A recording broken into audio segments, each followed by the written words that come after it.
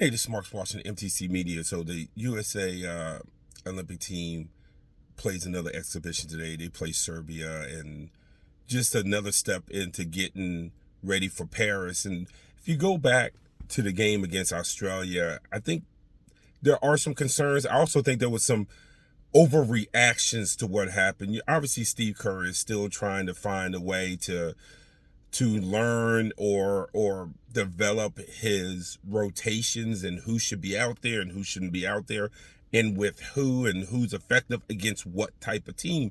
And that's going to be the one thing you're going to see different than the NBA if you're not familiar with international basketball, especially ever since NBA players are in the Olympics and playing with various countries, which is this: it is really more matchup oriented on who you want to play, how much you want to play them, and with whom do you want to play them with. Now, if we go back to the Australia game, I felt like Joel Embiid was completely awful. They needed a mobile guy in there. There was some turnovers that Curry had, that LeBron had, where Embiid was stuck in Philadelphia 76er mode on a team that shares and moves. He was just trying to anchor himself.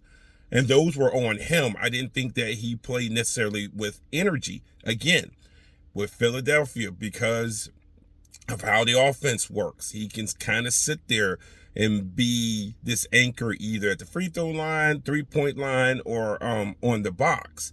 Whereas here in this game, he needed to be more mobile. He needed to look for his teammates. He couldn't be the black hole that he is in Philadelphia, which is why I thought that Anthony Davis, definitely in his energy, was much, much better. And on top of that, look, in a real Olympic game, I don't think you see Steve Kerr sub in 4 guys with like 3-4 minutes left and take 4 guys out. So again, that's the overreaction part. But from the legitimate part, I just think that Bam Adebayo and Anthony Davis is better for the teams they're going to be facing in the Olympics in the matchups than Joel Embiid.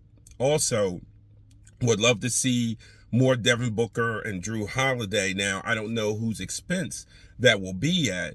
And it's interesting on how people guard Curry. Now, Australia was going to make sure that Curry was not going to go off.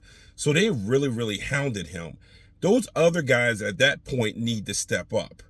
And they need to hit shots, and they need to get them off Curry, not necessarily because you need Curry to win, but because Curry is such a floor spacer that could be the difference between you being able to put a game away with 3.5 minutes and you having to put away a game with 1.5 minutes.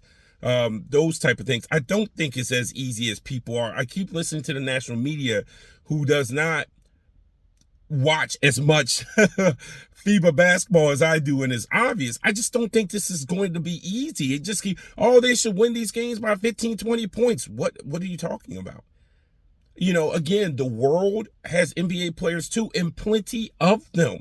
And as we've seen in the NBA the last few years, if you look at the All-NBA team, 4 out of the 5 first-team All-NBA players were international players. So just to regurgitate every 4 years, people dust off these old, outdated storylines. Oh, we should just run away with it. Look at the NBA players. Look at our roster, without taking a look at anyone else's roster and understanding the rule changes and the subtle differences between the international game and the NBA game. It blows me away. I think that USA it's going to have games where they're going to be challenged. And yes, I do think this team does need Kevin Durant, who hasn't played in any of the exhibitions. Don't know if he's going to play today against Serbia. My guess would be no, but I don't know if he's going to play or not. But we got to quit acting like this is 1984 Los Angeles, where, the U.S. Olympic team coached by Bobby Knight did not play against the 2 best international teams, which was Russia and Yugoslavia at the time, being because there was a Olympic boycott. Everyone thinks it's going to be easy like that. It's not going to be easy like that. There are going to be times where the United States team is going to be pushed because the other teams have guys too. And we need to start acknowledging that the other teams have guys too. So can't wait for the game against Serbia today. see what Kerr, if he's any closer to his rotations. Does he want to hide his rotations? How many of his plays is he holding back that he doesn't want to put in today or use today because they have Serbia in the Olympics? A lot of questions to be asked. A lot of questions to be asked, but looking forward to the Olympics. This is Marcus Washington, MTC Media.